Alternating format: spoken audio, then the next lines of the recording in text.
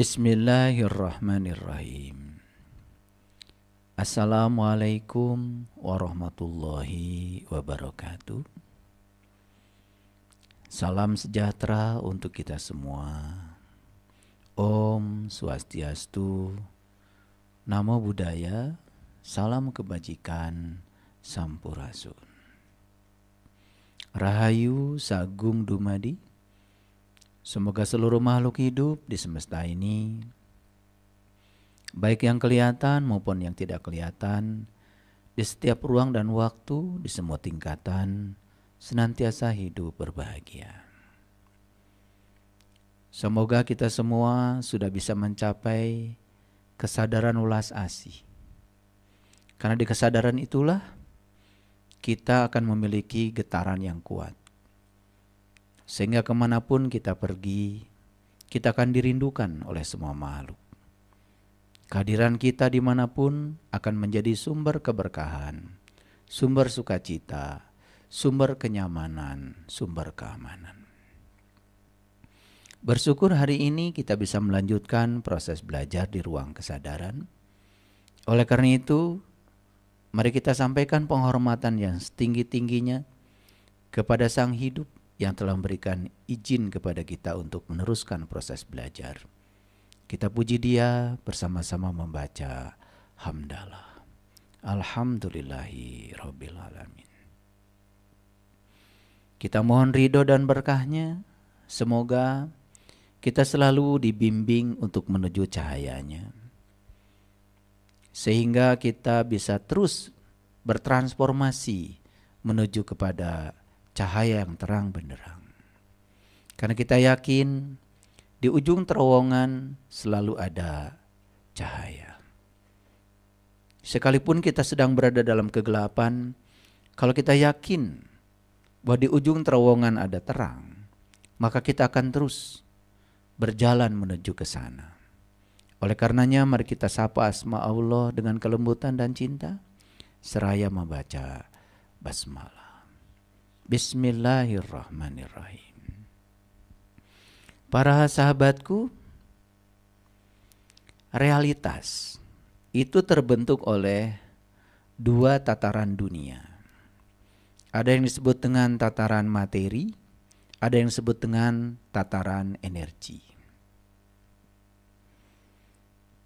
Rahasia semesta ini terus terungkap oleh penemuan-penemuan dari orang-orang yang memiliki kekuatan positif dalam dirinya.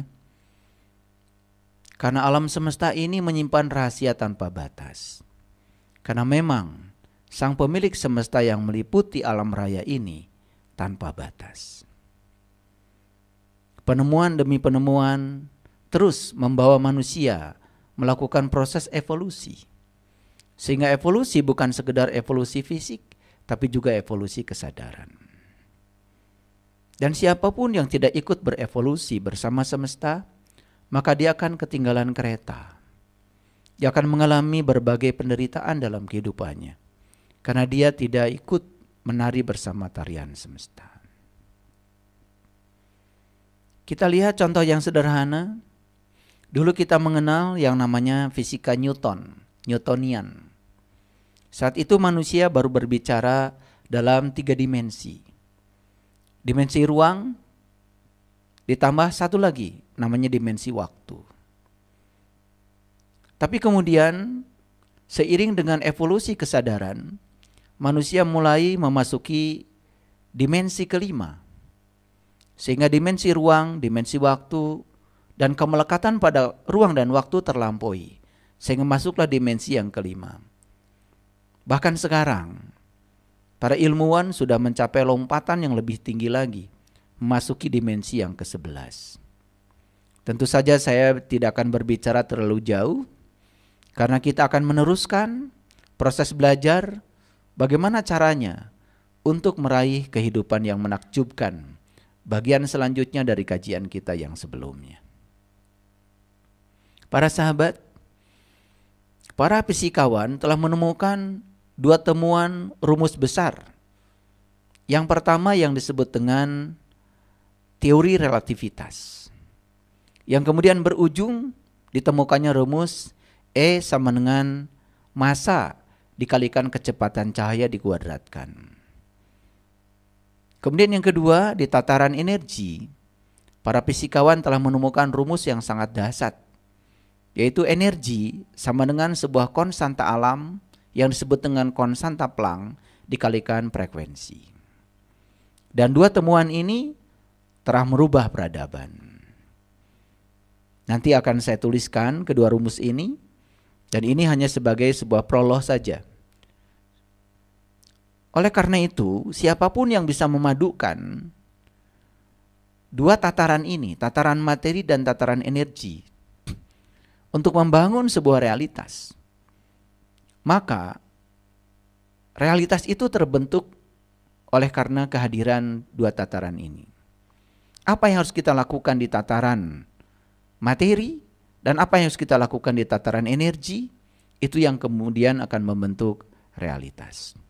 Barangkali inilah topik kita, lanjutan dari hidup yang menakjubkan bagian pertama, dan kita akan mencoba membukakan rahasianya sedikit demi sedikit, sehingga para sahabat bisa mudah mengimplementasikan temuan-temuan yang luar biasa dari orang-orang yang memiliki kreativitas yang tinggi ini, sehingga memberikan dampak dan manfaat yang besar untuk kehidupan kita.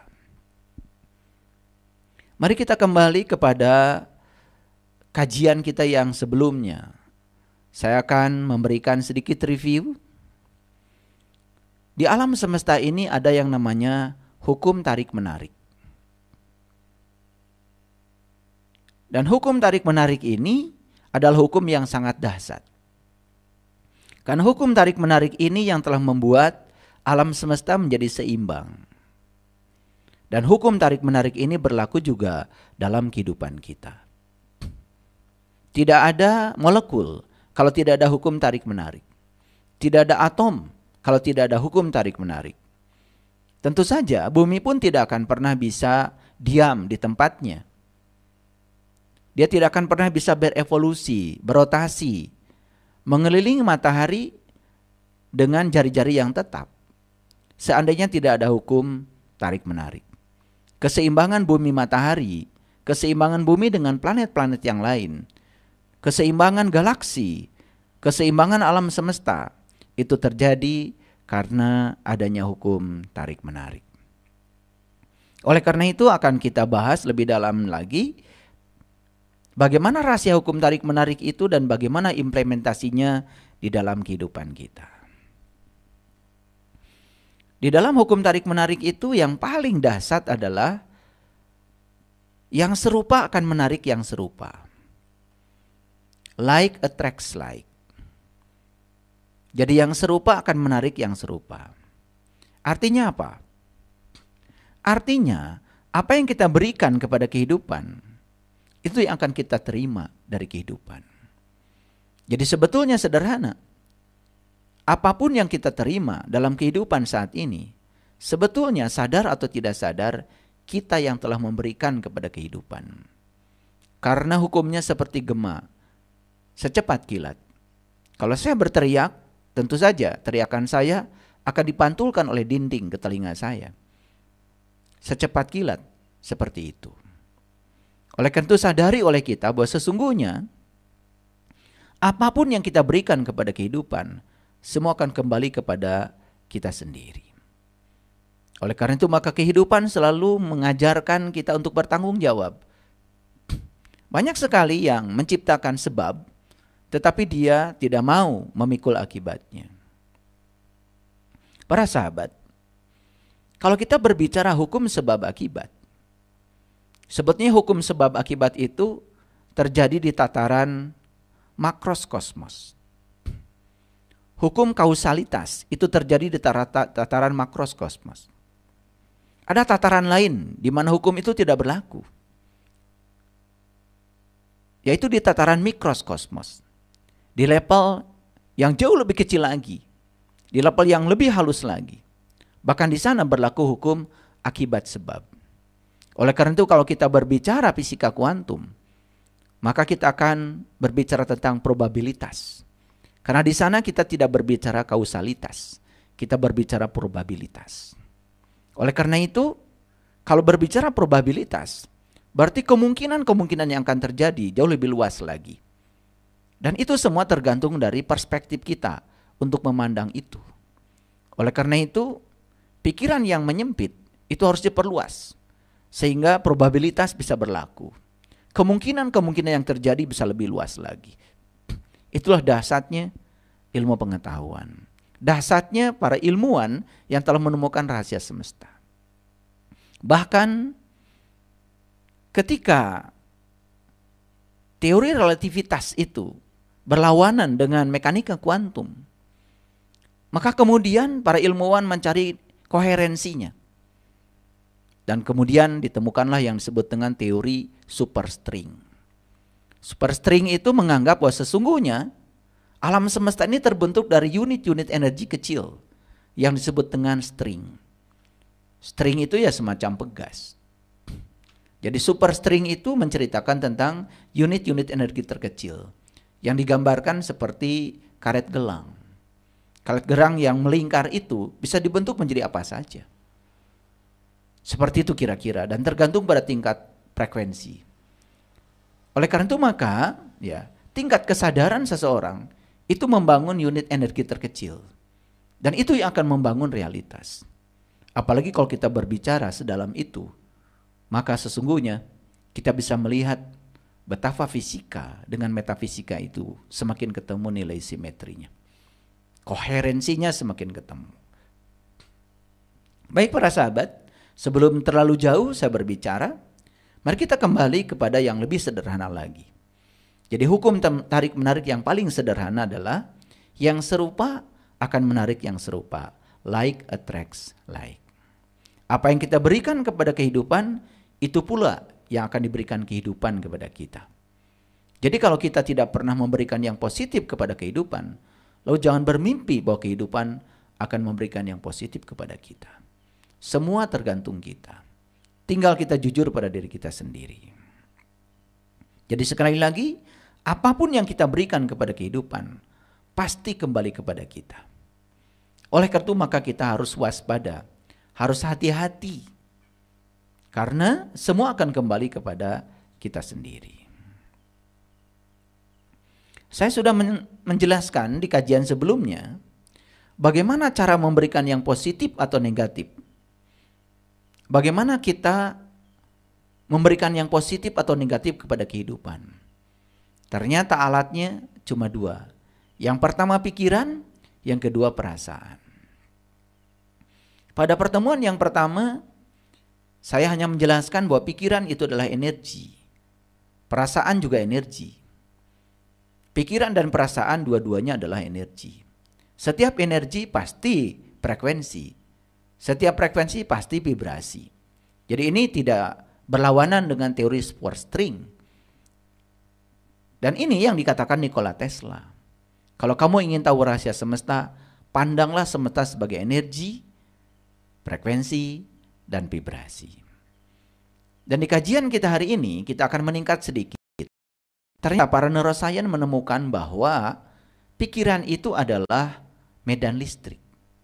Sedangkan perasaan itu adalah medan magnet.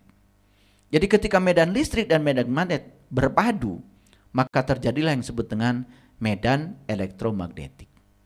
Cahaya itu salah satu wujud dari medan elektromagnetik.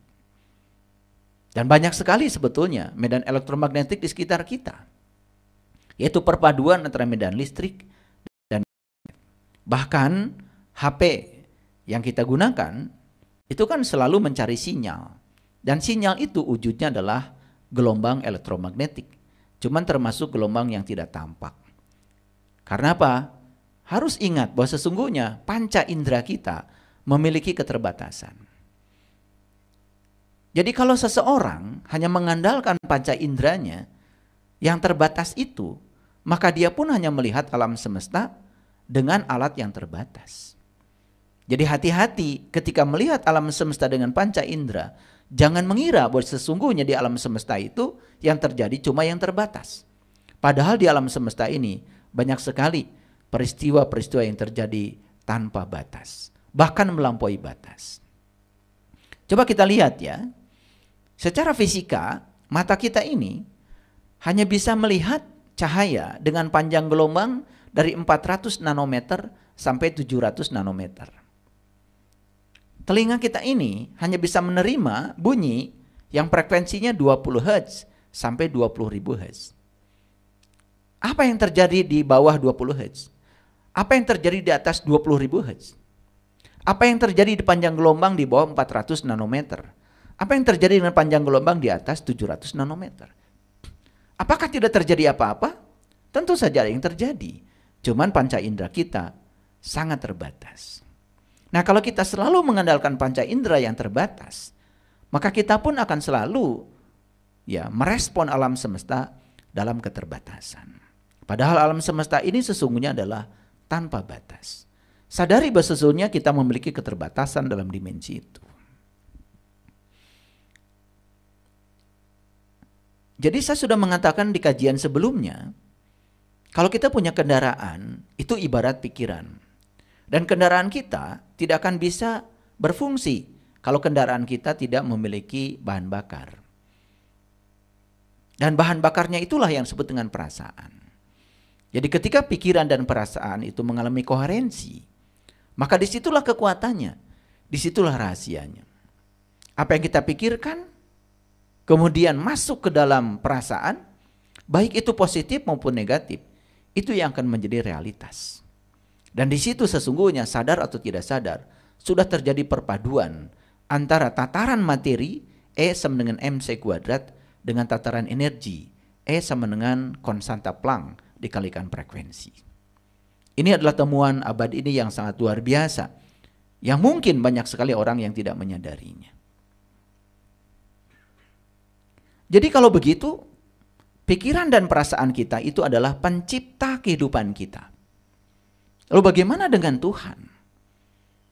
Tuhan sendiri menyatakan di dalam firman-Nya, Dia adalah Rob. Rob al-alamin. Dia adalah sang kehadiran.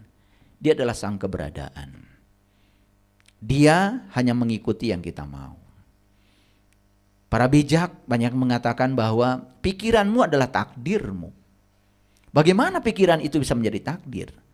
Ketika pikiran itu berpadu dengan perasaan. Oleh karena itu maka perasaan itu memiliki dua fungsi. Yang pertama fungsinya adalah untuk mendeteksi apa yang sedang terjadi di ruang cipta. Karena yang sedang terjadi di ruang cipta, ketika proses penciptaan positif, maka perasaan menjadi positif. Ketika di ruang cipta ada proses penciptaan yang negatif, maka perasaan menjadi negatif. Itu fungsi perasaan yang pertama adalah mengontrol apa yang sedang terjadi dalam pikiran. Karena kalau dibiarkan pikiran terus mencipta, maka itu dalam proses repetisi bisa menjadi realitas. Yang kedua, perasaan itu bisa menjadi semacam amplifier. Dia mengalihkan kekuatan energi di pikiran menjadi lebih dahsyat lagi. Dan ketika diamplifikasi oleh perasaan, maka itu sangat luar biasa. Itu akan menjadi sangat cepat untuk menjadi realitas. Para sahabat, itulah kira-kira review dari kajian kita yang pertama. Saya sudah memasukkan sedikit demi sedikit proses evolusinya, sehingga kita bisa menjadi lebih dalam lagi proses pemahamannya. Saya senang sekali dengan satu kata bijak yang sering kita dengar. Kata-katanya seperti ini. Berilah dan kamu akan diberi. Berilah dan kamu akan diberi. Karena ukuran yang kamu pakai untuk mengukur akan diukurkan kepada kamu. Ini kata-kata bijak sangat luar biasa dan perlu diulang untuk memahaminya. Berilah dan kamu akan diberi. Karena ukuran yang kamu pakai untuk mengukur akan diukurkan kepada kamu. Nah, barangkali kita pernah dengar Ada kata-kata di dalam kitab suci bahwa kita ini akan mendapatkan sesuatu yang tidak kita sangka. Nah, kapan kita akan mendapatkan sesuatu yang tidak disangka? Kalau saat kita berbuat tidak menyangka. Contoh sederhananya begini. Kalau saya berbuat kebaikan, kemudian saya berharap kebaikan dari orang, di mana saya berbuat kebaikan kepadanya, maka saya akan mendapatkan kebaikan yang saya sangka dari orang itu. Tapi kalau kita melepaskannya, itu yang disebut dengan letting go. Bahkan sekarang orang sudah mengatakan letting God. Bukan sekedar letting go, tapi letting God. Jadi berpasrah tentang hasil kepada Tuhan. Jadi kita tidak memikirkan tentang hasil. Karena begitu kita memikirkan hasil, setiap proses bekerja, berarti kita sedang menciptakan sebuah ukuran. Dan kita akan diukurkan lagi oleh ukuran yang kita ciptakan sendiri. Karena ukuran yang kamu pakai untuk mengukur akan diukurkan kepada kamu. Jadi oleh karena itu maka bagus kalau kita memulai untuk bekerja ikhlas.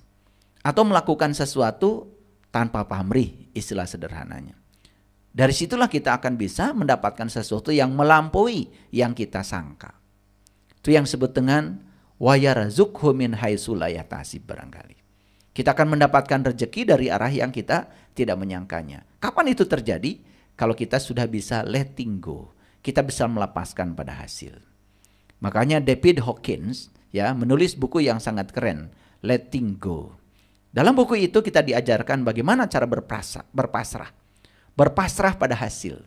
Karena kita banyak sekali ya ketika melakukan sesuatu sudah melekat pada hasil. Kita akan mendapatkan yang kita pikirkan, tapi sebatas yang kita pikirkan. Tapi kalau kita melampaui itu, melepaskannya, letting go, berpasrah pada hasil, justru kita akan mendapatkan sesuatu yang melampaui yang kita sangka. Disitulah sesungguhnya rahasianya. Dan banyak sekali orang yang tidak mengetahui rahasia ini. Jadi sekali lagi, berilah dan kamu akan diberi. Karena ukuran yang kamu pakai untuk mengukur akan diukurkan kepada kamu. Jadi ketika kita ya selalu memikirkan keterbatasan, itu ukuran yang kita gunakan. Maka kita juga akan mengalami keterbatasan. Karena ukuran yang dipakai untuk mengukur akan diukurkan kepada kita sendiri. Hati-hati dengan hukum ini. Jadi walaupun ini adalah kata-kata bijak, tetapi menurut saya ini semacam hukum. Karena ini yang terjadi. Jadi ini bersesuaian dengan hukum like attracts like. Jadi apa yang kita berikan, itu yang akan kita terima. Coba ya, kalau ada saudara kita yang pindahan, kita nggak usah mikir, bantu saja. Berikan saja bantuan, berikan saja dukungan. Ya namanya juga seorang sahabat, tanpa diminta. Bahkan kita tidak pernah memikirkan apa yang didapat saat memberi bantuan itu. Percayalah sama saya. Dalam secepat kilat, kebaikan yang kita berikan itu akan datang kepada kita kembali seperti gema. Asal satu syaratnya, letting go. Kita tidak memikirkan hasilnya. Jadi kalau kita transaksional, ya, dia mau pindahan kemudian kita bantu. Kali aja nanti kalau saya pindahan juga saya akan dapat bantuan yang sama. Kita akan dapat bantuan dari dia sebatas itu. Sehingga kita tidak bisa melampaui keterbatasan. Jadi kita tidak akan memasuki keterbatasan. Karena apa? Kita sudah menggunakan hukum, ya. Karena ukuran yang kamu pakai untuk mengukur akan diukurkan kepada kamu. Itu bahayanya. Itulah pentingnya kita bekerja ikhlas tanpa pamrih. Coba, ketika anak kita atau apa saja, ada salah satu anggota keluarga kita yang mengecewakan kita. Lalu lampiaskan kemarahan kepada mereka. Lampiaskan amarah kepada mereka. Coba perhatikan. Dalam waktu yang singkat, kekecewaan yang dilampiaskan, amarah yang dilampiaskan, itu akan kembali kepada kita. Cuman terbungkus dalam berbagai keadaan. terbungkus dalam berbagai kejadian. Mungkin tidak sama ya, kita marah sama anak, tidak mungkin anak marah sama kita. Kita melampiaskan amarah kepada anak karena mengecewakan kita, tentu saja anak tidak mungkin melawan kita.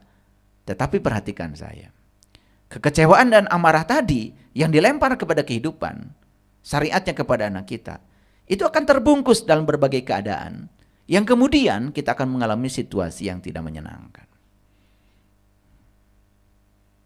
Ini sains ya, ini sains. Jadi saya berbicara dari sudut pandang sains.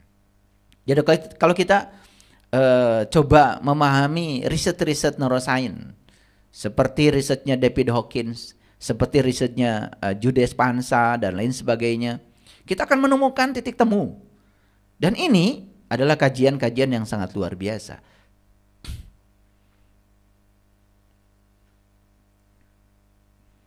Saya coba ingin menyelidiki ya, ingin meneliti. Kenapa sih ya David Hawkins itu kok bisa ya membuat skala emosi sampai dalam bentuk angka-angka yang kuantitatif. Yang sebelumnya kan sangat kualitatif, sulit ya untuk mendefinisikan emosi. Misalkan kalau orang berani itu kok diberi nama skala 200 gitu. Kalau orang sudah sampai pada tingkatan pencerahan dikasih skala 700 ke atas gitu. Kenapa bisa kuantitatif? Ternyata risetnya sangat sederhana. Yang beliau lakukan adalah menggunakan konsep modulus Young. Jadi kalau di fisika tuh modulus Young tuh modulus elastis ya. Di mana modulus Young itu perbandingan antara stress and strain. Jadi sebetulnya yang diukur itu adalah kekakuan otot. Jadi ternyata ya tingkat emosi yang dicapai seseorang itu berhubungan dengan tingkat kekakuan ototnya. Jadi bayangkan ya, kalau orang yang stres terus ya segala dipikirkan, mungkin ototnya mengalami kekakuan yang luar biasa. Sehingga otot yang kaku wajar saja, dia akan menjadi asam, pH-nya menjadi turun, ya kan? Gitu. Ketika pH-nya sangat rendah, itu sangat berbahaya dan itu bisa memicu berbagai macam penyakit termasuk kanker, tumor dan lain sebagainya. Jadi bisa dipastikan ya, orang-orang yang memiliki penyakit itu ada kaitan dengan skala emosinya. Dan itu sebetulnya sains ya, itu sains. Itu gampang sekali untuk dijelaskan. Jadi sekali lagi pikiran dan perasaan itu adalah penciptanya. Lalu bagaimana peran semesta? Bagaimana peran Allah? Allah itu kan sudah mengatakan, aku bergantung sangkaan kamu. Ya aku bergantung kamu. Bahkan di dalam salah satu firman Allah dalam kitab suci, Allah menyatakan yahdillahu linurihi mayyasha. Aku akan menunjukkan kepada cahayaku siapa yang aku kehendaki. Siapa yang akan dikehendaki tentu saja yang punya kehendak. Jadi semua bermula dari diri kita sendiri. Jadi bagi saya mengubah nasib itu adalah yang pertama, langkah pertama adalah mengubah pikiran dan perasaan. Jadi kalau kita tidak mengubah pikiran dan perasaan, saya kira akan sulit kita mengubah keadaan. Apalagi dikaitkan dengan tadi ya, temuan fisika modern saat ini, bahwa realitas terbentuk oleh dua tataran, tataran materi dan tataran energi. Nanti mungkin saya jelaskan ya, rumus-rumusnya di akhir pertemuan kita. Ini masih prolog dulu ya, supaya pengertiannya lebih dalam. Contoh yang sederhana misalkan, jika kita berpikir dan sekaligus merasa, nah ini sudah disatukan ya, berpikir dan merasa, berarti kita sedang memancarkan gelombang elektromagnetik. Karena dari pikiran itu medan listriknya, dari perasaan itu medan magnetnya, itu berpadu. Karena sudah terjadi koherensi. Nah, jika kita berpikir dan merasa, misalnya, aku akan mengalami hari yang berat dan tertekan hari ini. Dan itu kita produksi pikiran dan perasaan itu saat kita bangun tidur. Maka dapat dipastikan kita akan menarik orang-orang, keadaan, kejadian yang membuat kita berat dan tertekan. Jadi hukum tarik-menarik di sini berlaku. Kenapa kita tidak bangun pagi dengan penuh rasa syukur ya? Seperti burung. Burung saja bahagia menjadi burung. Dan burung ketika bangun pagi, walaupun di sarangnya tidak punya beras, di sarangnya tidak punya apa-apa, dia tetap bernyanyi. Kita beras ada, ya, rumah ada, pakaian cukup, ya. Tapi saat bangun tidur, kemudian kita pikiran dan perasaan sedang menciptakan sesuatu. Misalnya, Aku akan mengalami hari yang berat dan tertekan hari ini. Dan itu ya kita akan bertemu dengan orang, keadaan, kejadian yang membuat kita menjadi berat dan tertekan. Makanya awalilah sebetulnya bangun pagi itu dengan penuh sukacita dan rasa syukur. Ya, karena kita akan menarik sesuatu yang sama ya sehari itu. Jika kita berpikir dan merasa misalnya hidup ini sangat menyenangkan, maka kita akan menarik orang-orang, keadaan, kejadian yang membuat kehidupan kita benar-benar menyenangkan. Hukum tarik-menarik tidak pernah bohong. Hukum tarik-menarik tidak pernah bohong. Dan hukum tarik-menarik tidak bekerja berdasarkan kita yakin atau tidak yakin. Namanya hukum alam tidak perlu persetujuan kita. Kita setuju atau tidak setuju, hukum alam tetap saja berlaku. Sama seperti hukum gravitasi. Sama seperti hukum medan elektromagnetik. Kita percaya atau tidak percaya, hukum tidak bergantung kepada kita percaya atau tidak percaya. Dan hukum tidak minta persetujuan dari kita. Karena hukum alam tetap saja berjalan. Hukum tarik-menarik tak pernah gagal memberi setiap hal berdasarkan apa yang kita ungkapkan. Sekali lagi, hukum tarik-menarik tidak pernah gagal untuk memberi setiap hal berdasarkan apa yang kita ungkapkan. Jadi kalau yang kita ungkapkan adalah kekuatan positif, maka hukum tarik-menarik tidak pernah gagal memberikan yang positif ke dalam kehidupan kita. Sama juga ketika kita menggunakan kekuatan negatif atau ketiadaan kekuatan positif, maka hukum tarik-menarik juga akan memberikan yang sebaliknya. Jadi kita akan menerima, kita akan menarik dan menerima berdasarkan apa yang kita ungkapkan. Kesejahteraan, kesehatan, hubungan, pekerjaan, kejadian, pengalaman, berdasarkan pikiran dan perasaan yang kita ungkapkan. Jadi sebetulnya alatnya adalah pikiran dan perasaan. Sekali lagi, pikiran dan perasaan.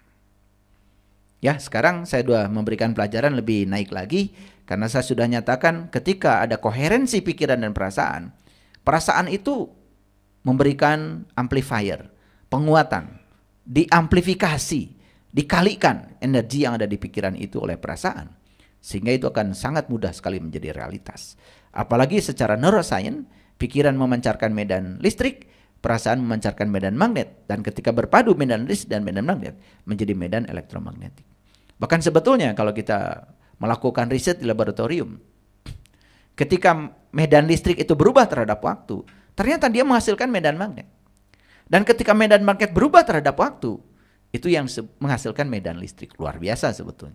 Makanya di fisika itu ada dua kajian, ada elektrostatika, ada elektrodinamika. Jadi elektrostatika itu adalah kajian yang mengkaji tentang sifat kelistrikan di mana medan listriknya itu tidak berubah terhadap waktu. Nah, ada lagi kajian di mana medan listrik berubah terhadap waktu dan itu yang menghasilkan medan magnet. Itu masuk dalam dimensi elektromagnetik. Apa itu? Elektrodinamika. Jadi ala elektrostatika ada elektrodinamika. Nah, kalau kita belajar itu luar biasa.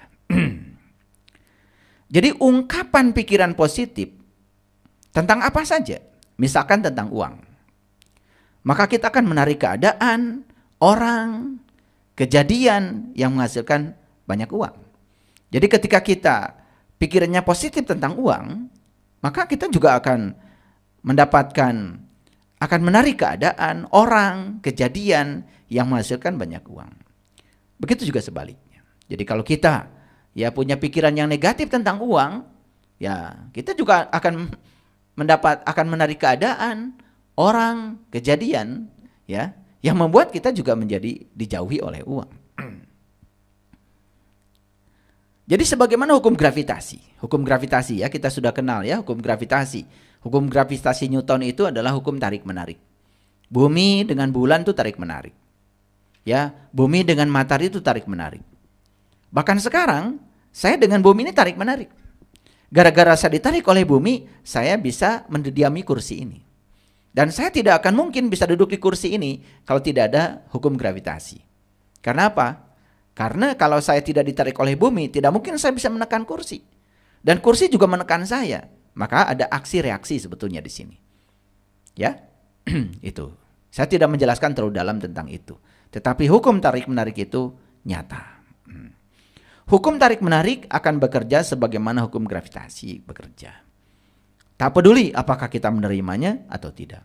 Jadi sepasti kita berpikir dan merasa, sepasti itulah hukum tarik-menarik merespon kita. Apa yang ada dalam pikiran dan perasaan, itu terus dipancarkan. Karena tadi sudah saya jelaskan bahwa pikiran dan perasaan energi. Namanya energi itu frekuensi. Namanya energi itu vibrasi. Jadi ketika pikiran dan perasaan terus ya bekerja, dia juga memancarkan energi, memancarkan frekuensi, memancarkan vibrasi. Apakah itu baik atau buruk?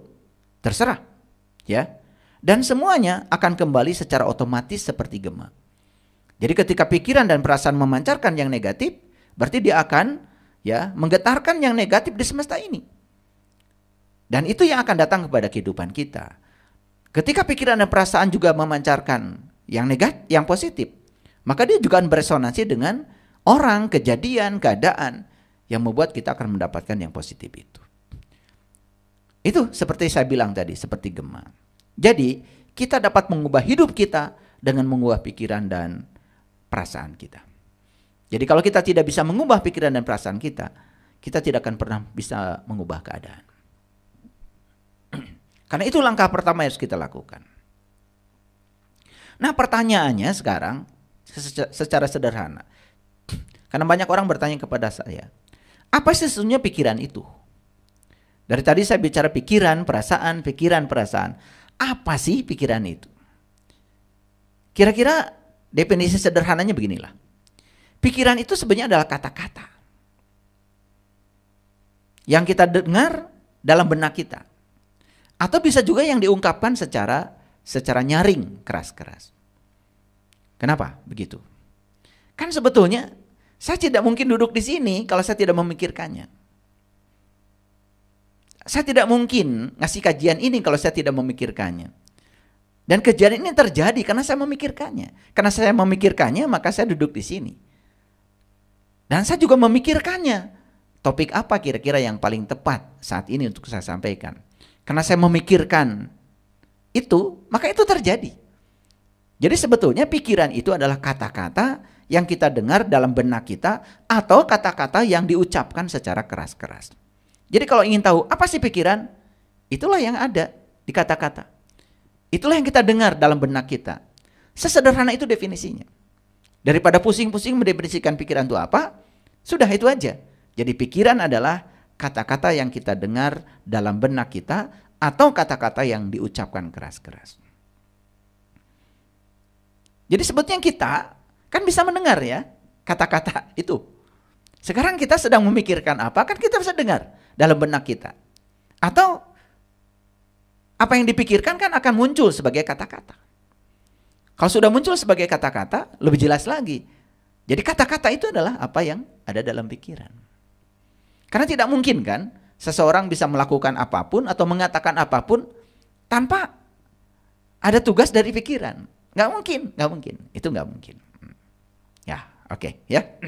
Ngerti ya? Jadi pikiran adalah kata-kata yang kita dengar dalam benak atau kata-kata yang kita dengar secara keras-keras. Karena kalau sudah jadi kata-kata yang keras pun itu kan produk pikiran. Misalnya gini, ketika kita mengatakan dalam benak aja, waduh indah sekali ya hari ini. Kan tidak mungkin kita menyatakan hari ini indah sekali kalau kita tidak memikirkannya. Dan ungkapan bahwa hari ini indah sekali, itu kan karena sudah dipikirkan. Dan kalau kita tidak memikirkannya, ungkapan itu tidak ada. Ngerti ya? Jadi sebenarnya pikiran itu adalah kata-kata. Dan kata-kata itu energi. Ada riset yang sangat bagus ya. Jadi orang mengatakan A, B, C, kemudian di riset gelombangnya seperti apa. Ternyata yang luar biasa ya. Semua kejadian di alam semesta itu membentuk yang disebut dengan medan torus. Jadi medan torus itu dari kata toroida. Toroida itu sebenarnya adalah kumparan. Kumparan yang dibentuk sedemikian rupa sehingga medan magnetnya itu persis seperti donat. Dan ternyata DNA membentuk medan toroida, medan torus. Tumbuh-tumbuhan itu membentuk medan torus. Pikiran kita membentuk medan torus. Perasaan kita membentuk medan torus. Makanya dalam tradisi Cina itu ada yang namanya yin yang. Yin yang itu kan sebetulnya adalah ya bagaimana kesempurnaan dibangun oleh dua hal yang kelihatan berlawanan. Makanya ketika ada yang berlawanan itu tidak boleh dibenturkan. Karena yang berlawanan itu saling melengkapi. Itu sisi-sisi kebenaran. Jadi jangan benturkan cahaya dengan kegelapan. Jadi perang. Karena cahaya dan kegelapan itu sebetulnya adalah bermitra. Kita tidak mungkin bisa melihat bintang yang terang di tempat yang terang. Justru kita melihat bintang yang terang ketika ada kegelapan. Jadi yin yang itu kan sebetulnya cerita tentang bagaimana dua hal yang berlawanan itu membentuk kesempurnaan. Ternyata yin yang itu adalah simbolisasi dari medan torus. Elektron, molekul, atom, bahkan medan magnet bumi itu juga membentuk medan magnet torus. Wah, kalau kita bicara tentang ini, kita kemudian akan memasuki sebuah pemikiran baru bahwa sebetulnya semua di semesta ini hakikatnya adalah energi. Semua adalah energi. Bahkan para fisikawan kan dulu berpikir, bagian terkecil dari alam semesta apa sih? Atom. Saat itu mungkin puas. Tapi kemudian ada di dalam atom itu ada elektron, ada proton, ada neutron. Ternyata ilmuwan tidak puas. Ternyata di dalam mereka itu sendiri ada yang namanya lepton, ada yang namanya boson, yang kemudian disebut dengan quarks. Lalu bertanya lagi, terbuat dari apa? Elektron, proton, dan neutron. Jawabannya cuma satu, terbuat dari energi. Jadi sebetulnya yang disebut dengan elektron, proton, neutron itu pusaran-pusaran energi. Jadi kembali lagi, sebetulnya semua adalah energi. Ya. Nah, kalau kita memahami ini lebih dalam, luar biasa, dan kita terapkan dalam kehidupan, luar biasa. Nah, kita bisa menciptakan kehidupan yang menakjubkan dengan pemahaman yang dalam tentang ini. Dan ini sebetulnya bukan teori, dan itu harus dipraktekkan. Jadi harus dipraktekkan ya. Kalau para sahabat tidak mempraktekannya, percuma saja. Gimana cara mempraktekannya? Sederhana lah. Mulailah kita belajar secara kontinu, memikirkan yang kita sukai. Memikirkan yang kita ingin. Stop memikirkan yang tidak disukai. Itu aja, sederhana prakteknya ya. Gak usah tahu tataran relativistiknya, tidak usah tataran mekanika kuantumnya, pusing. Ya, kalau saya karena sedang menjelaskan harus clear kan. Tetapi para sahabat cukup aja begitu, ya. Ya. Saya sudah menjelaskan di kajian yang pertama apa yang disebut dengan pikiran positif. Pikiran positif adalah pikiran yang di dalamnya hanya terdapat yang diinginkan dengan yang disukai. Itu aja. Dan pikiran negatif berarti yang di dalamnya terdapat yang tidak diinginkan, yang tidak disukai. Jujur ya, pernah nggak kita menginginkan yang tidak kita sukai? Pasti tidak pernah kan? Tidak pernah kan? Karena tidak mungkin berlawanan. Masa kita menginginkan yang tidak disukai? Tidak ada yang menginginkan kegagalan.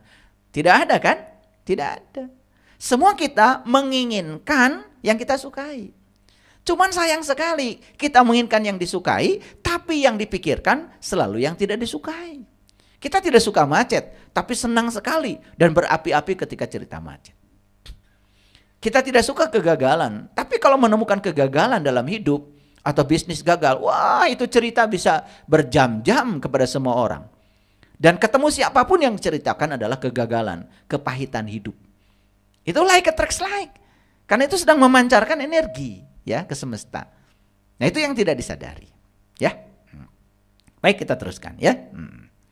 Jadi ketika kita mengatakan, aduh indah sekali hari ini. Kan sebetulnya itu adalah pikiran. Pikiran yang sudah dilihat dalam bentuk kata-kata. Jadi semakin jelas bahwa pikiran itu adalah kata-kata. Saya coba membuat penjelasan yang sesederhana mungkin. Walaupun kadang-kadang saya menanjak ya untuk mengakses teori-teori modern yang ditemukan para ilmuwan. Tetapi para sahabat jangan fokus ke situ, nanti pusing. Itu hanya sebagai landasannya saja supaya pembicaraan kita itu berbasis kepada riset, berbasis kepada temuan, bukan asal-asalan. Karena ini bukan cerita ilmu nujum. Nah, pikiran juga hati-hati. Pikiran itu awalnya hanya menjadi kata-kata, baik yang didengar oleh benak maupun keras-keras. Tapi kan ujung perjalanan berikutnya, pikiran jadi tindakan. Betul apa tidak? Pikiran jadi tindakan.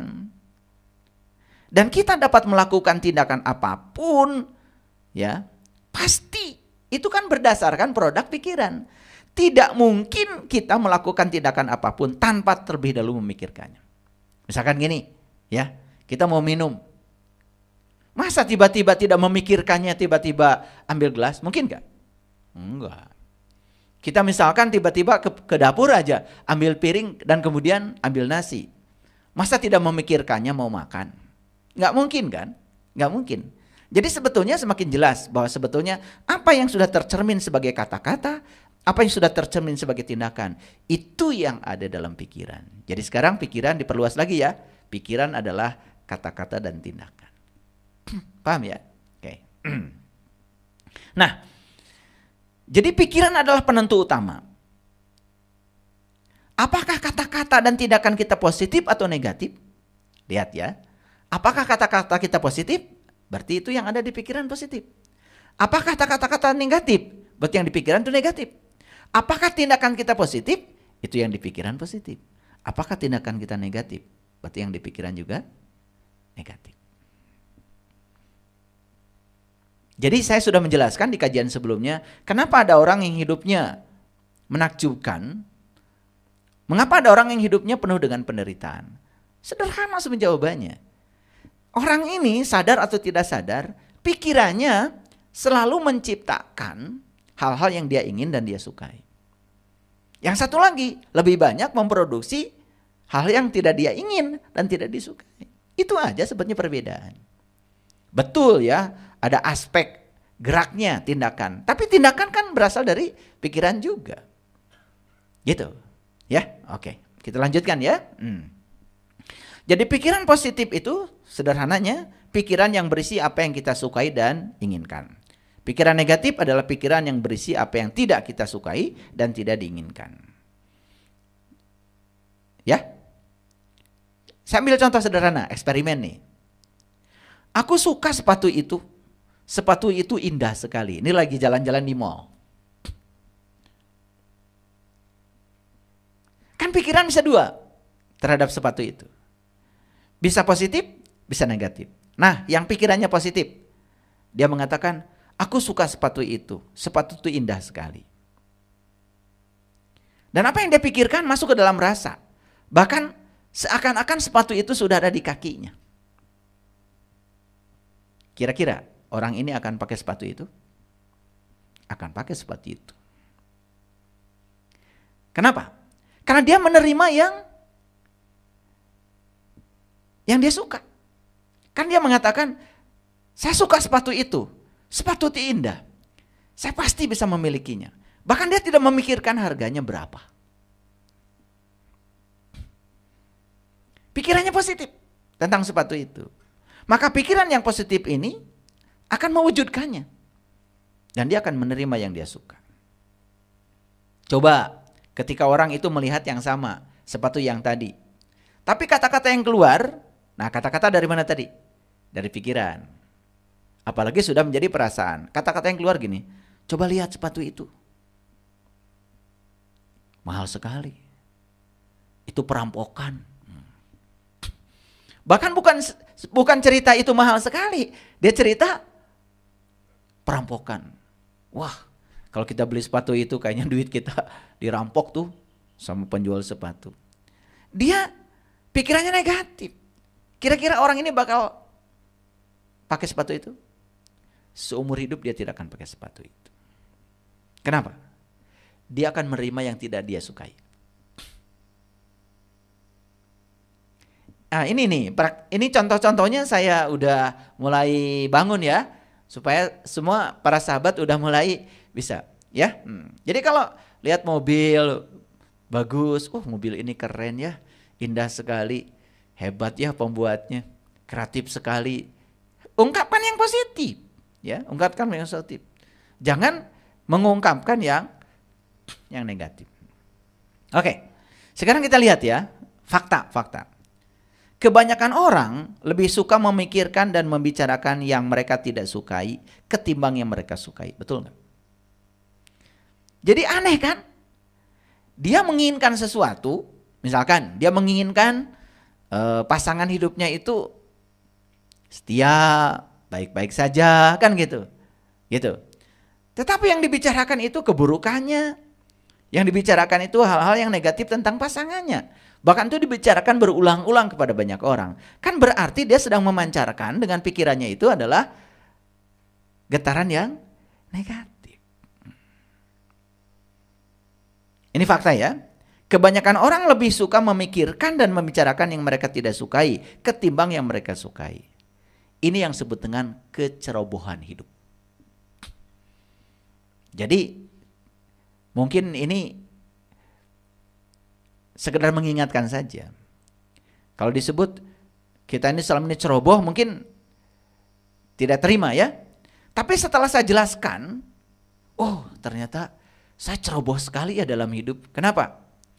Karena saya lebih banyak memikirkan dan membicarakan yang saya tidak suka ketimbang memikirkan dan membicarakan yang saya suka. Berapa banyak coba orang yang sadar kalau itu adalah kecerobohan?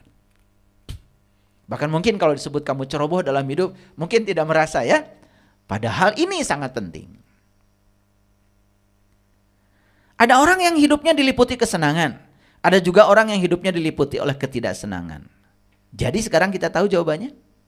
Tergantung pikiran dan perasaannya mengungkapkan apa ke ruang kehidupan. Oke? Nah, kita harus jujur nih pada diri kita, ya. Saya kok perasaan sudah positif tapi hidup saya gini-gini aja. Enggak mungkin. Karena hukum tarik-menarik tidak pernah gagal. Tidak pernah gagal. Ya, sepasti hukum gravitasi. Jadi, hanya ada satu kata yang dapat membebaskan kita dari semua beban dan derita kehidupan. Kata itu bernama cinta. Jadi kembali lagi, cinta adalah kekuatan positif. Jadi dalam hidup itu cuma ada dua. Ada cinta, ada ketiadaan cinta. Ada kekuatan positif, ada ketiadaan kekuatan positif. Itu yang disebut dengan kekuatan negatif. Jadi sebetulnya kejahatan itu terjadi karena ketiadaan kekuatan positif. Setiap kita membicarakan yang tidak kita sukai. Ini rumusnya. Pernah lihat sangkar burung nggak? Sangkar burung. Maaf ya, saya nulis sedikit aja di sini. Sangkar burung. Kalau bikin sangkar burung kan gini. Satu sangkar. Kan gitu. Betul nggak? Baru 2 kan gitu, 3 kan gitu, 4 gitu, 5, 6, 7 dan seterusnya. Kan gitu. Kesini ya, 8. Nah, gitu kan? Tuh. Bikin sangkar kan gini. Nah, udahlah jadi sangkar burung. Maaf, saya kurang pinter ya menggambar. Jadi semakin rapat sangkarnya, semakin sulit tuh burung untuk keluar. Nih saya kasih tahu rumusnya. Setiap kita membicarakan yang kita tidak suka, berarti kita sedang menciptakan satu jeruji. Nah coba dihitung sekarang, hitung. Usia kita berapa sekarang? Ada yang 50, ada yang 60 ya. Saya 58 tahun. Bayangkan ya, dalam sehari kita membicarakan yang negatif berapa kali? Terbayang nggak? Dalam sehari. Sekarang dalam 58 tahun kita membicarakan yang negatif berapa kali? Ingat, yang negatif yang kita bicarakan kan sumbernya pikiran. Kembali lagi ke pikiran, sumber energinya. Bayangkan ya, serapat apa jeruji sangkar burung kita. Burungnya ada di sini. Burungnya ada di sini. Dan burung ini semakin terpenjara oleh apa? oleh jeruji yang dia ciptakan sendiri. Maaf ya, maaf. Sehingga kita melihat sekarang banyak orang yang dipenjara oleh penderitaan dan kesulitan. Dipenjara oleh kesulitan uang, dipenjara oleh kesulitan pekerjaan, dipenjara oleh kesulitan hubungan, dipenjara oleh kesulitan kesehatan. Tidak terasa ya? Waduh, kalau kita bayangkan sekarang, jeruji saya sebanyak apa ya? Bahkan mungkin sudah tidak ada lubang-lubangnya, saking rapat jerujinya. Sehingga kita ini sudah terpenjara oleh jeruji yang kita ciptakan sendiri. Jadi, tugas kita apa kira-kira sekarang? Lepas? Bukan. Tugas kita adalah mematahkan jeruji ini satu persatu.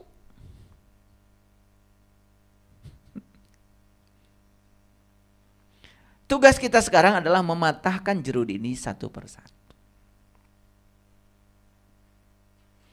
Jadi terbayang gak sekarang? Berapa banyak jeruji yang harus kita patahkan?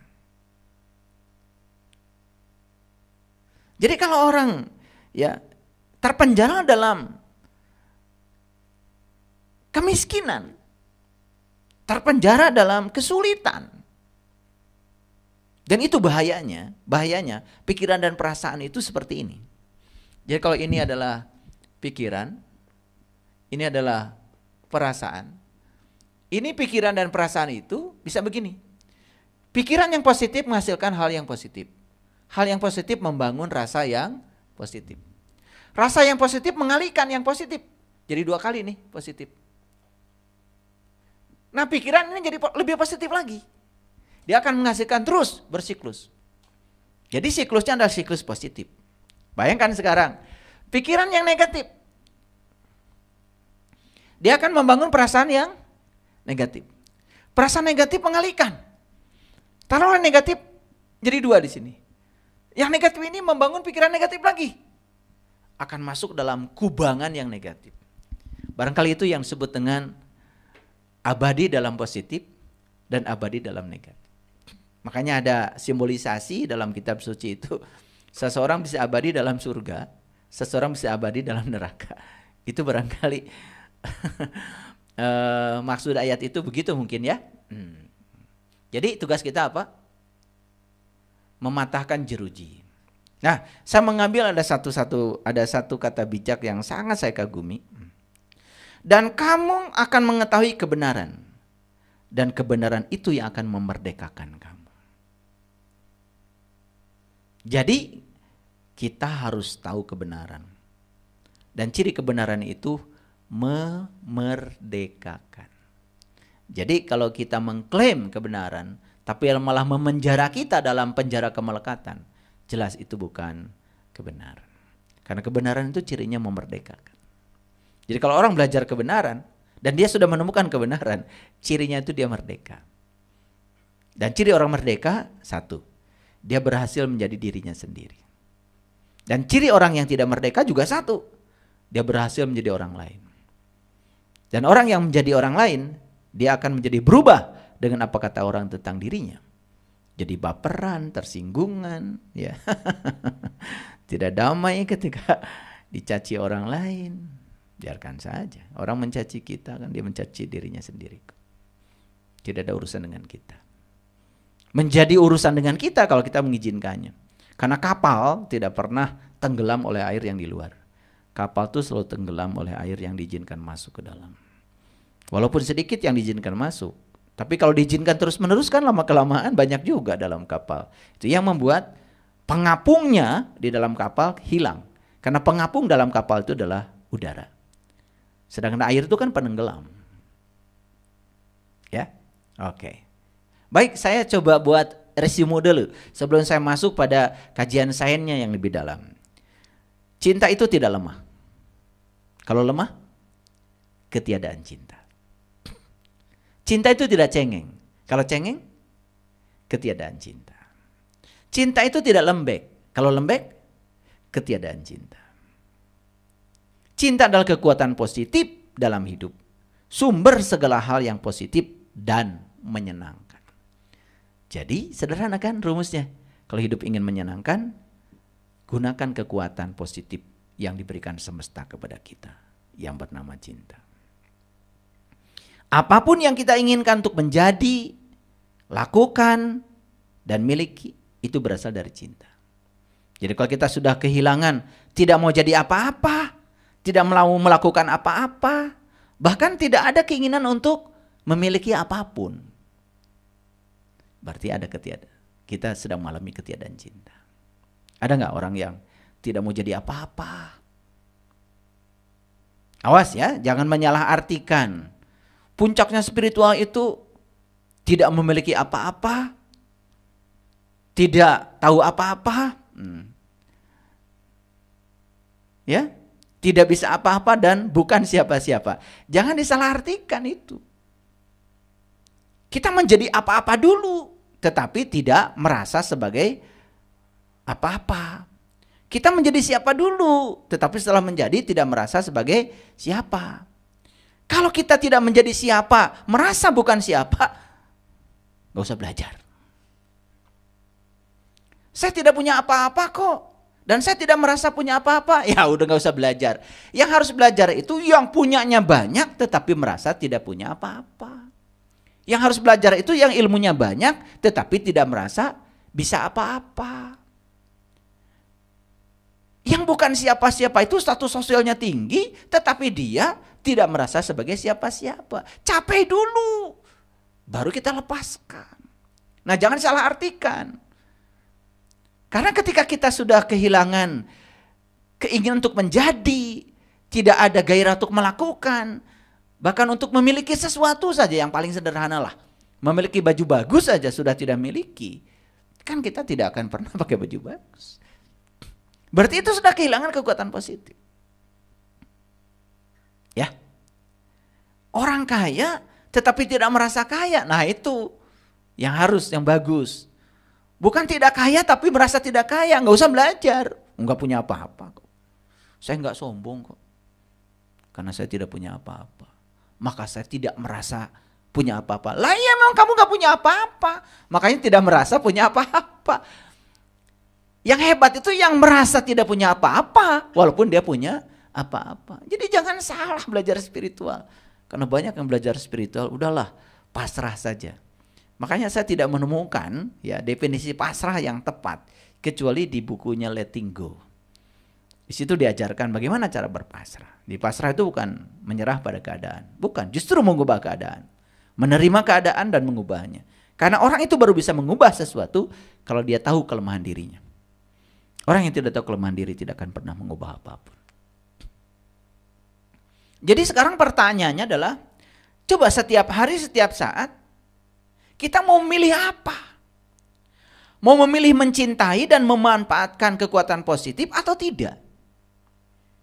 Dan itu yang menentukan nasib kita.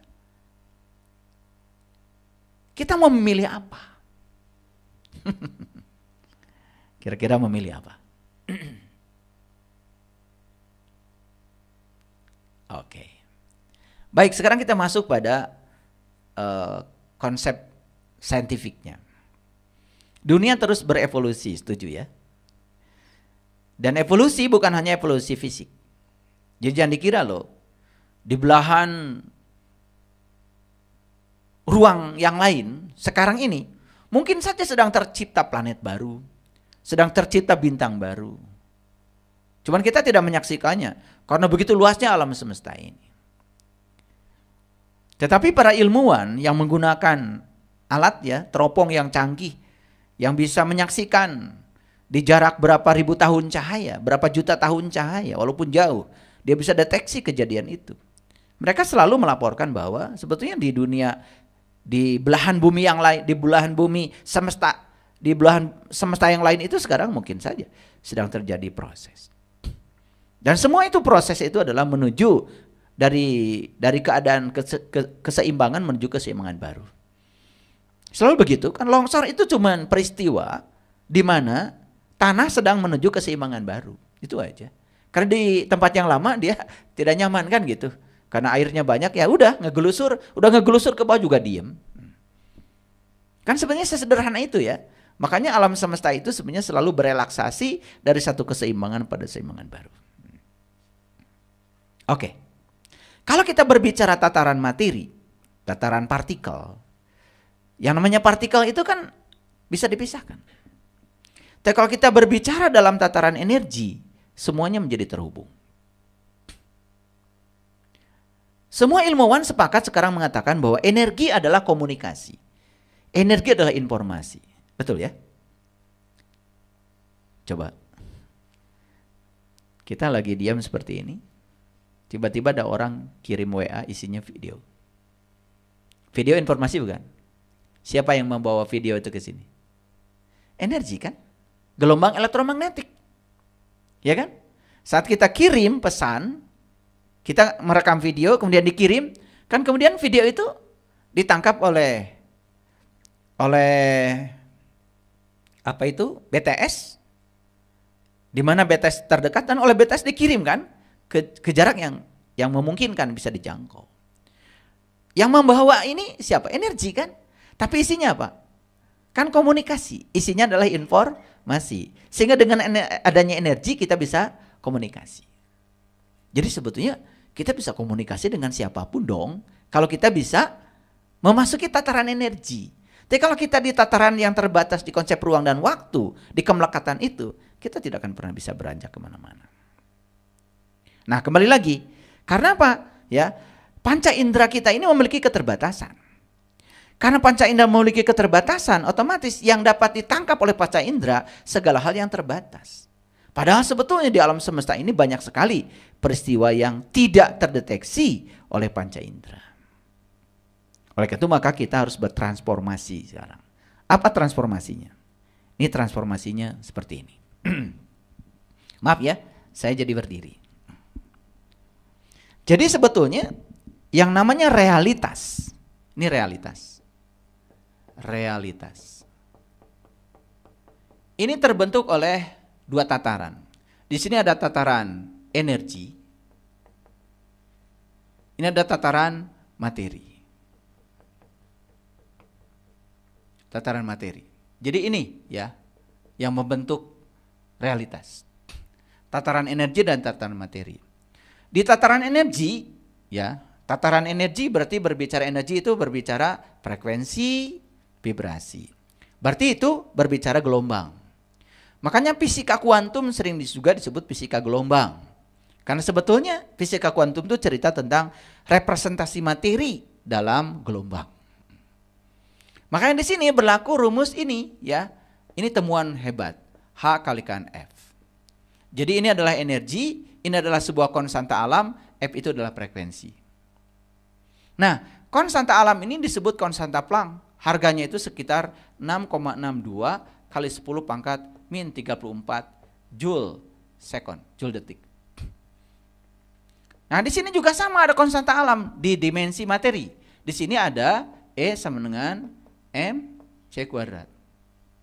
Ini di tataran materi. Ini energi, ini massa, ini adalah konstanta alam yang disebut dengan kecepatan cahaya. C itu, kecepatan cahaya itu adalah 3 kali 10 pangkat 8 meter per sekon. Ada perbedaan ya. Ini 10 pangkat min 34, ini 10 pangkat 8. Bedanya jauh sekali. Jadi konstanta alam di tataran materi dengan konstanta alam di tataran energi itu berbeda. Nah, sekarang perhatikan ini. Kalau di tataran energi, untuk meningkatkan energi, tinggal meningkatkan frekuensi. Betul nggak? Tingkatkan aja frekuensi. Karena apa? Kalau frekuensi semakin besar, energi semakin besar. Nah, frekuensi itu apa? Banyaknya gelombang yang melewati sebuah titik per satuan waktu. Semakin banyak gelombang yang lewat, berarti semakin besar energinya. Makanya frekuensi yang besar itu berarti banyaknya gelombang yang melewati satu titik per satuan waktu banyak. Nah, ini oleh karena itu maka dikaitkan antara ini dengan kecepatan cahaya. Lalu dapat rumusnya seperti ini. H kalikan C dibagi dengan lambda. Nah, ini dikaitkan dengan panjang gelombang. Sehingga muncul di sini ada C juga. Kecepatan cahaya. Padahal itu di tataran energi. Nah, jadi kalau kita ingin meningkatkan energi, nih, kalau energinya besar, maka terbentuknya materi itu semakin besar. Dengan kekuatan energi yang besar, maka terbentuknya materi itu semakin besar. Tetapi kan tidak mungkin meningkatkan massa. Massa itu adalah ukuran kemalasan suatu benda terhadap suatu gerakan. Oleh karena itu maka kita harus bisa meningkatkan konstanta alam. C. Jadi kita harus melampaui kecepatan cahaya. Nah, dalam risetnya David Hawkins itu kan ada skala yang seperti ini. Gitu. Diibaratkan seperti kerucut seperti ini. Jadi kalau orang yang kesadarannya meningkat ke atas, itu semakin luas perspektifnya. Nah, di sini yang paling dasar itu adalah kesadaran materi. Di kesadaran materi di sini, ya, di mana orang masih melekat dalam konsep ruang dan waktu. Jadi masih dalam 4 dimensi. Berarti kita masuk ke dalam dimensi kelima. Melampaui kesadaran tentang ruang dan waktu. Kalau ruang itu pasti 3 dimensi kan? Kalau ruang kan begini, ruang itu seperti ini, ya. Ini, ya. X, Y, Z. Ruang itu 3 dimensi. Dimensi keempatnya waktu. Nah, kita harus masuk dimensi kelima. Membebaskan diri dari kemelekatan pada ruang dan waktu. Itulah yang memasuki kekosongan. Itu yang disebut dengan memasuki kesadaran murni. Nah, disitulah sebenarnya kita akan menemukan segala ketakterbatasan. Jadi luar biasa ya, kalau kita mau jujur tentang ini. Oke, nah, lalu ini harus dilampaui, masuk pada tataran baru yang disebut dengan force. Makanya kan David Hawkins membuat buku judulnya Power versus Force. Nah, force itu sebetulnya frekuensi rendah. Tetapi frekuensi rendah ini harus dilampaui. Bayangkan ya, kemelekatan pada materi itu di bawah force. Nah, di atas force ada yang namanya power. Nah, ini yang disebut dengan kekuatan positif. Power itu kan daya. Daya itu banyaknya energi yang mengalir persatuan waktu. Di atas ini ada yang disebut dengan welas asih. Welas asih. Nah, disinilah sebetulnya kita bisa melampaui konstanta alam yang namanya kecepatan cahaya. Melampaui kecepatan cahaya. Nah, melampaui kecepatan cahaya berarti masuk cahaya di atas cahaya. Ini dalam bahasa Quran disebut nur ala nurin. Cahaya di atas cahaya. Nah, ternyata ya, David Hawkins dan Joe Dispenza mengatakan bahwa untuk bisa melampaui kecepatan cahaya harus memasuki kesadaran welas asih.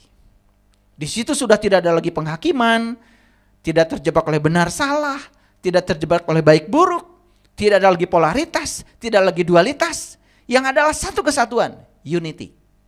Baru masuk pada dimensi yang berikutnya adalah keterhubungan. Nah, keterhubungan hanya terjadi dalam dimensi energi. Nah, orang yang sudah mencapai dimensi ini merasa semuanya terhubung, gitu.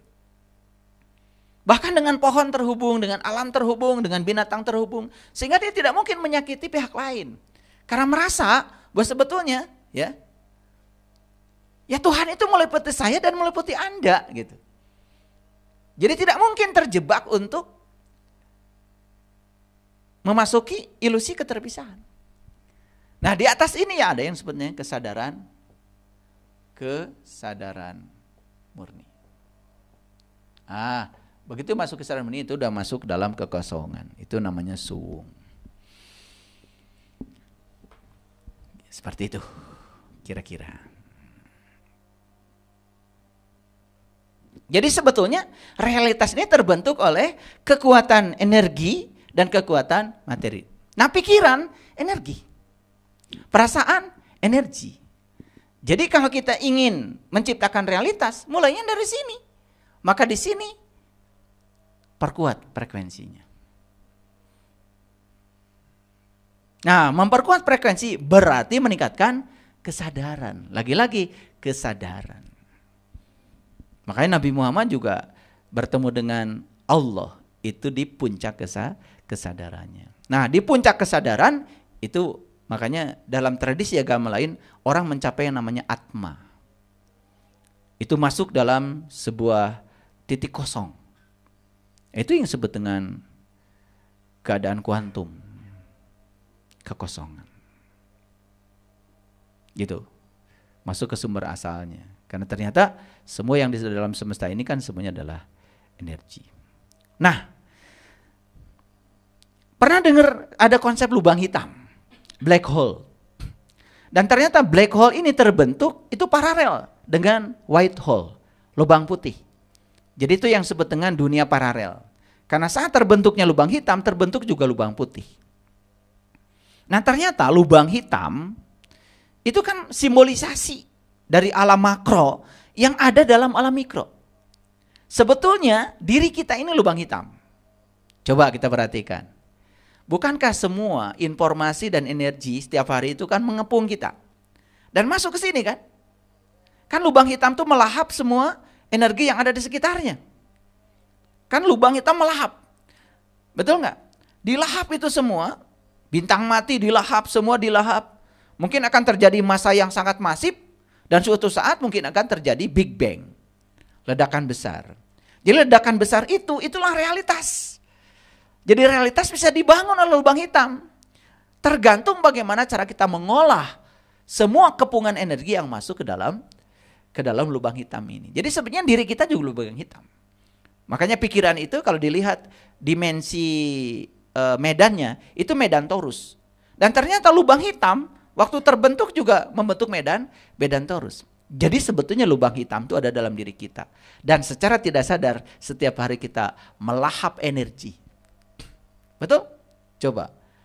Tergantung yang kita lahap apa?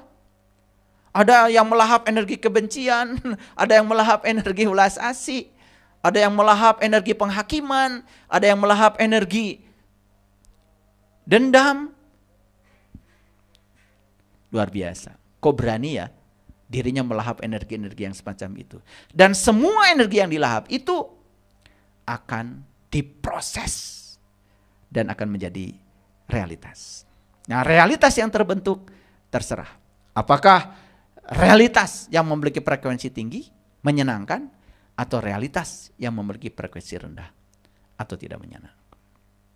Ini kuliah kita yang kedua, tentang hidup yang menakjubkan, bagian kedua.